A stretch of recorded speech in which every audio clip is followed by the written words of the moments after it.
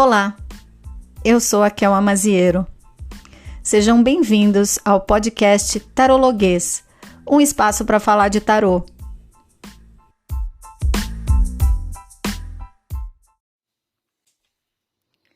Gente querida, voltei para falar sobre os estereótipos que eu estava falando no primeiro episódio. Eu quis separar em duas partes, justamente para facilitar as explicações. Tem coisas que, se a gente fala tudo junto, dá uma misturada razoável na cabeça, né? Então, o primeiro episódio, que era o episódio de inauguração aqui desse podcast, eu reservei justamente para falar do estereótipo do oraculista. Porque eu acho que esse estereótipo, e é literalmente a minha opinião mesmo, eu acho que esse estereótipo é uma das coisas mais fortes com a qual a gente lida no dia a dia. Tanto com o público de modo geral, quanto com a gente mesmo. Porque é aquilo que eu mencionei. Às vezes a gente mesmo cria alguns estereótipos sem perceber, outros a gente cria para tentar vender melhor, para tentar vender o nosso trabalho melhor, mas o resultado, no final das contas, é que a gente acaba lidando com estereótipos delicados, né? Às vezes que não nos representam, até porque ser representado por um estereótipo é bem difícil, e que resulta em desinformação, em encarar a fama de charlatão e afins, né? Então, assim, estereótipo do oraculista é realmente uma questão muito importante, muito relevante, que permeia o nosso trabalho a maior parte do tempo e que, sim, grande parte do tempo nos prejudica.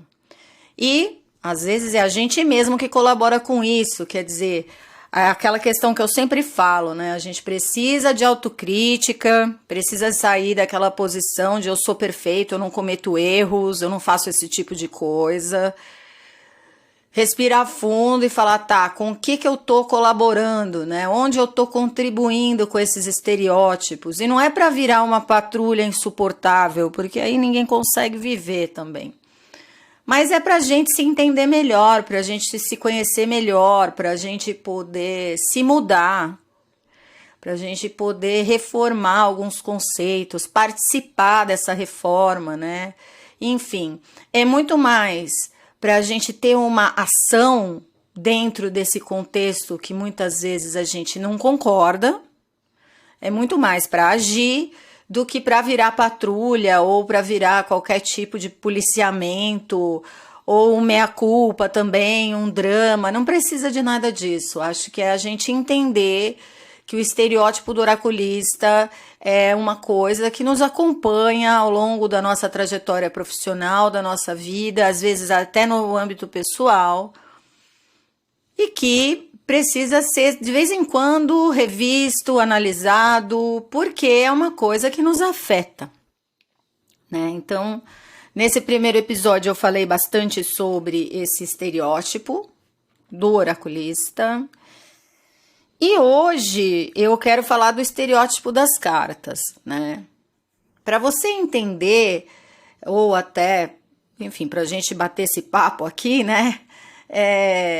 É importante dizer aqui que a questão que envolve o estereótipo, ela tende a ser uma questão que reduz, tá? Acho que isso é um ponto importante para colocar em qualquer âmbito.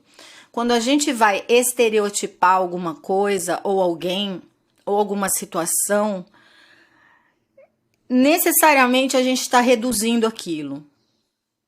Então, aí a gente pode olhar para isso com um pouco mais de seriedade e pensar que, por exemplo, um dos autores que eu mais estudo, que é o Viktor Frankl, um neuropsiquiatra vienense, que foi sobrevivente do Holocausto e criou a logoterapia, que a gente chama de logoterapia e análise existencial.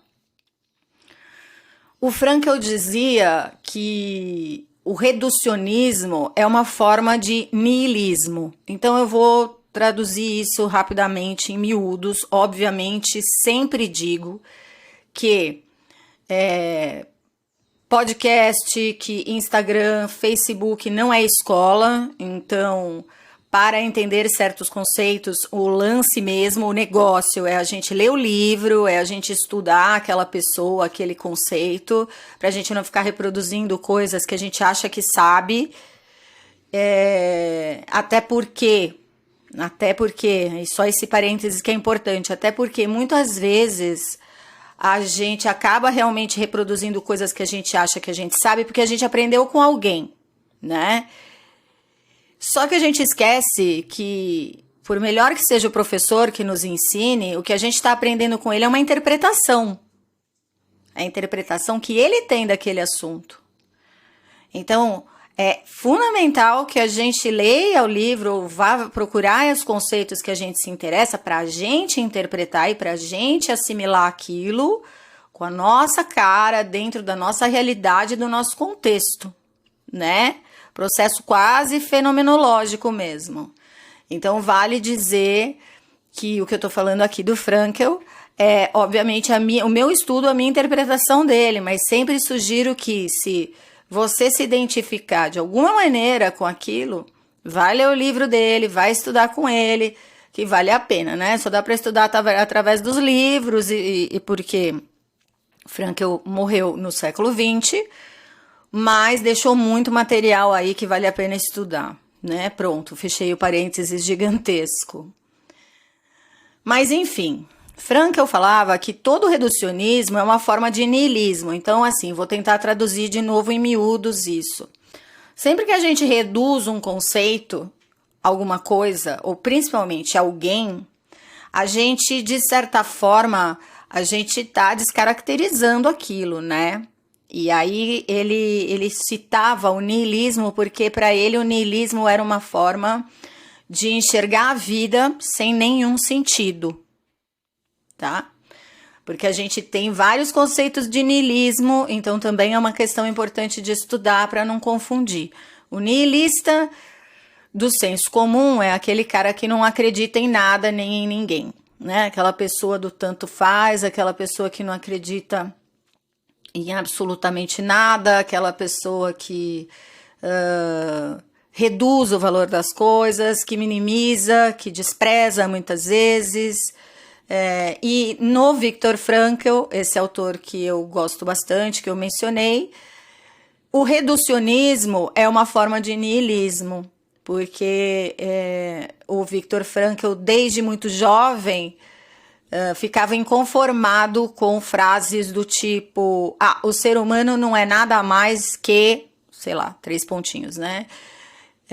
Inclusive tem um trecho da biografia dele muito interessante que fala que ele estava no colégio, na época, ali na sua adolescência, e um professor falou: o ser humano não é nada além de um processo de combustão.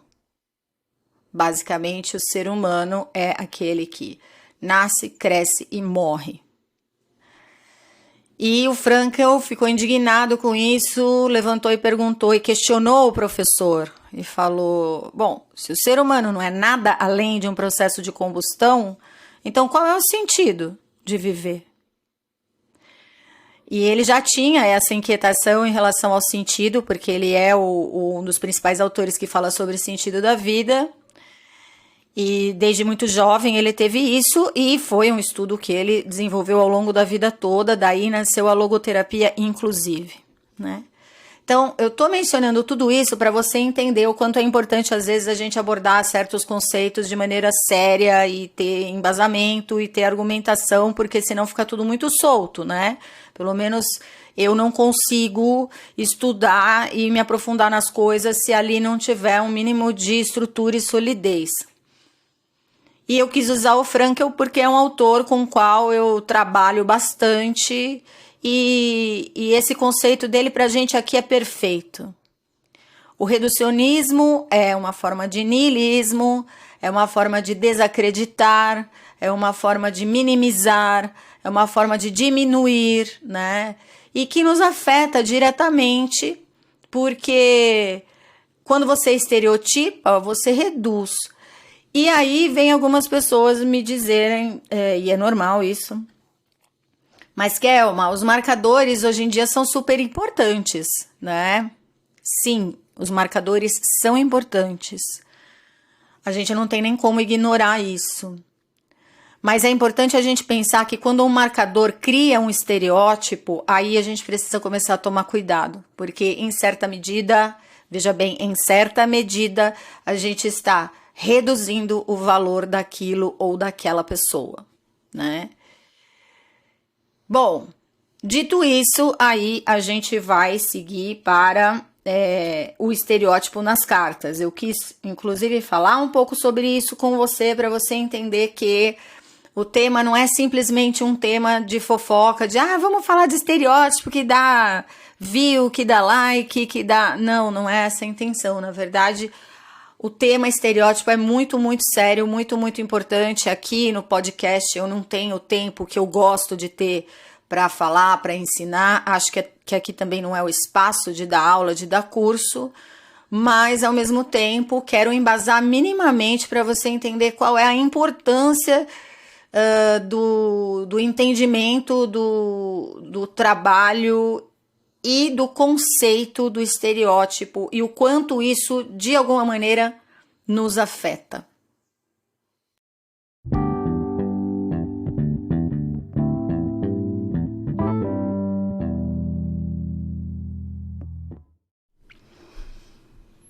Bom, os estereótipos nas cartas, eles se dão da mesma maneira que eu mencionei, o sistema é mais ou menos o mesmo que eu mencionei anteriormente. Alguns a gente simplesmente herda, né? Eles já vêm, às vezes, com o ensino que a gente teve, com o estudo que a gente desenvolveu. Então, às vezes, a gente leu um livro, a gente fez aula com alguém, o estereótipo... ele veio junto, acoplado ao conceito de determinados arcanos, por exemplo, né? E a gente nem se deu conta. E outros estereótipos a gente acaba criando ou construindo, às vezes até para ajudar a gente a lembrar, decorar, ou a gente contextualizar.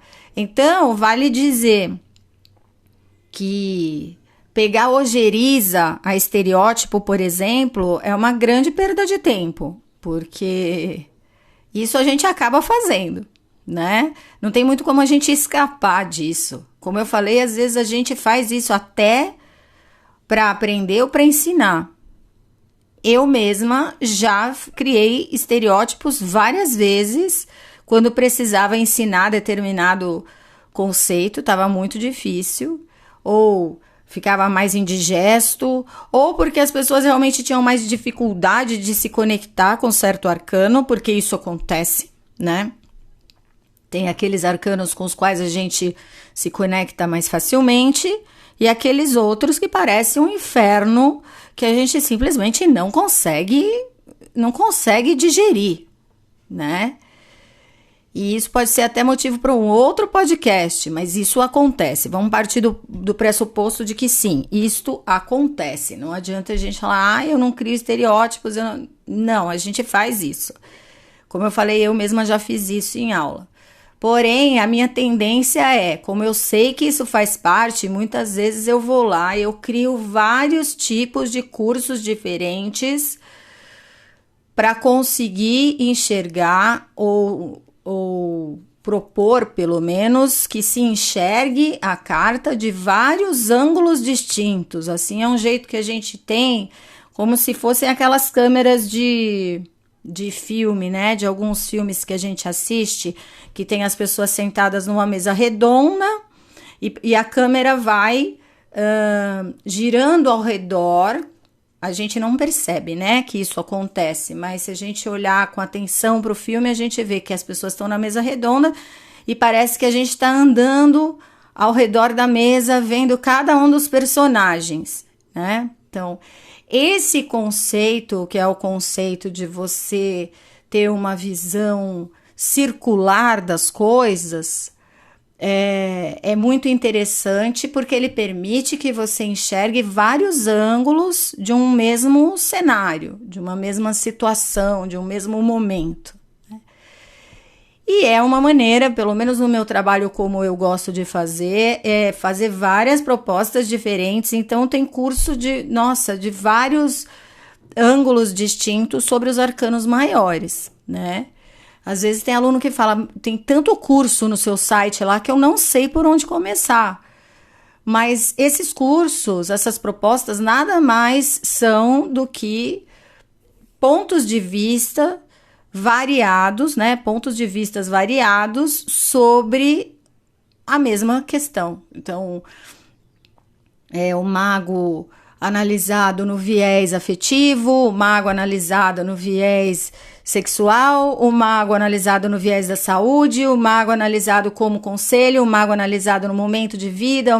Você olha e fala, nossa, mas é muita coisa. Não, são formas de entender determinado contexto, né? Porque aí o mago não seria nem um conceito, ele é uma representação simbólica, então são formas de entender essa representação por vários ângulos distintos. E aí a gente vai quebrando os estereótipos. A gente mesmo constrói esses estereótipos muitas vezes, mas aí a gente vai lá e quebra eles, a gente revê eles, né?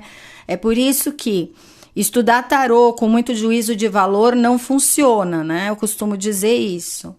Porque a gente mesmo tem que se corrigir e se atualizar meio que o tempo todo, né? Eu já ensinei muita coisa que eu fui revisar depois e que sempre que tenho a oportunidade eu falo, gente, eu já falei tal coisa a respeito disso, mas hoje eu entendo que não é bem assim. Tá? Eu precisei colocar em prática, o tempo passou, a mentalidade mudou, né? Então, gente, uma coisa era a gente falar nos anos 90, energia feminina e energia masculina. Hoje em dia isso é um conceito tão amplo e tão complexo que recentemente eu regravei o meu curso completo de arcanos maiores em vídeo, ficou um curso bem maior, justamente porque atualizei e tinha muito mais conteúdo. Ao longo dos anos isso vai aumentando, né? E eu tirei aquela coisa do mago, a energia masculina, e a papisa, ou sacerdotisa, a energia feminina. Porque nos anos 90, isso era necessariamente associado a um certo tipo de padrão de comportamento. A energia masculina, a energia da ação, a energia da iniciativa, a energia da atitude, e a energia feminina da receptividade, da passividade. E, gente, olhando atualmente para isso, não é a energia masculina, não necessariamente é a única energia que fala de ação. Assim como a energia feminina não é o único viés que a gente fala de passividade, até porque passividade a gente associa muito com submissão, a conversa começa a ficar delicada, né? Então a gente precisa rever certos conceitos. E, infelizmente, tem um monte de gente que ainda reproduz essas coisas que já são coisas que precisam ser, como eu falei, revisitadas, né? Eu sempre dou curso e falo, arcano menor revisitado, arcano maior revisitado, porque o tempo passa, a mentalidade muda e aí a gente precisa olhar para aquilo de novo. Vai mudar o símbolo? Não. Vai mudar a representação simbólica? Não, mas vai mudar a maneira como a gente se relaciona com isso, a maneira como a gente se conecta com aquilo, né? Bom, então vai ter carta com a qual a gente vai se conectar e carta que a gente não vai se conectar. E aí, às vezes, para facilitar, ou para encaminhar, ou para a gente conseguir criar associações, a gente cria estereótipos. Mas, de novo, é importante a gente revisitar isso de vez em quando, para não virar aquele conceito engessado. Vou dar uns exemplos aqui, porque como a gente tá no tarologuês, a gente fala tarologuês, né? Então eu não vou aqui ficar me atendo a se você conhece o tarô ou não, tá? Vou partir do pressuposto de que alguma coisa você conhece e também partir do pressuposto que se você não conhecer, depois, se você tiver interesse, você vai pesquisar e tá tudo certo. Então, vou te dar um exemplo aqui de estereótipo que a gente cria, né? Já até dei uma introdução aí com Mago e Papisa, né? Que são os clássicos masculino e feminino e que hoje eu acho que realmente a gente precisa atualizar essa visão, até o que significa isso. Não quer dizer que eu tô querendo mudar homem e mulher, mas que também não tem mais condição da gente enxergar os meninos de azul e as meninas de rosa, né? Acho que a gente já passou dessa lição, graças aos deuses. E aí a gente vai olhar aí alguns estereótipos que são criados com as cartas do tarô, né? Normalmente a gente se apega aos estereótipos que são os estereótipos que a gente considera como ruins. Eu também não gosto muito desse termo, mas aqui a título de explicação vou usar. Então vamos lá, quais são as cartas, algumas pelo menos, que a gente já sabe que são estereotipadas de maneira ruim, estereotipadas de maneira distorcida, porque como eu falei, todo estereótipo é uma forma de reduzir, né? Então vamos citar duas aqui, é o pendurado e a torre, são os clássicos, saíram no jogo, a gente fica com medo. Quantos tarólogos, tarólogas, praticantes, aprendizes, enfim, viram uma dessas cartas e ficam travados diante dessas cartas? Ou quantas dessas pessoas que praticam e leem, quantas delas não jogam de medo que saia essas cartas, né?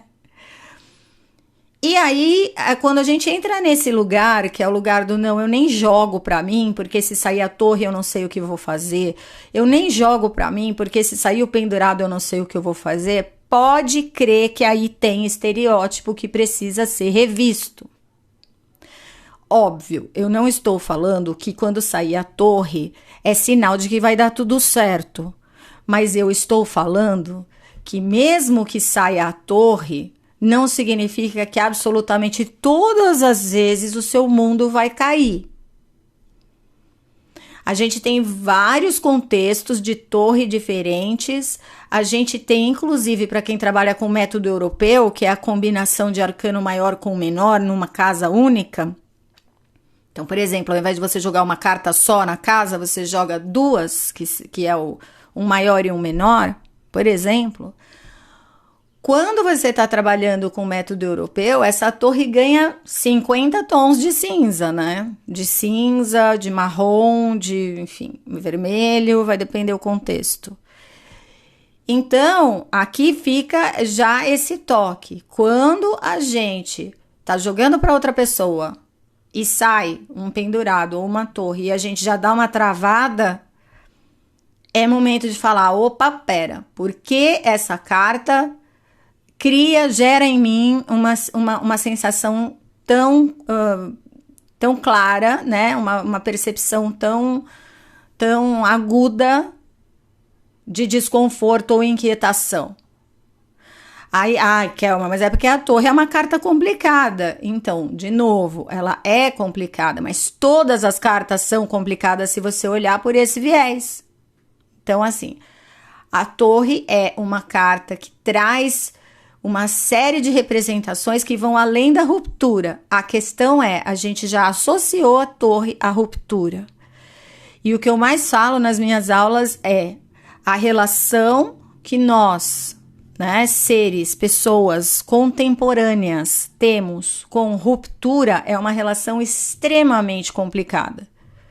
Porque como a gente vive numa época onde a gente realmente, por muitas vezes, acha que a gente pode tudo, que a gente controla tudo, que a gente é imortal e que a gente dá conta de tudo, a carta da torre necessariamente vai nos desafiar.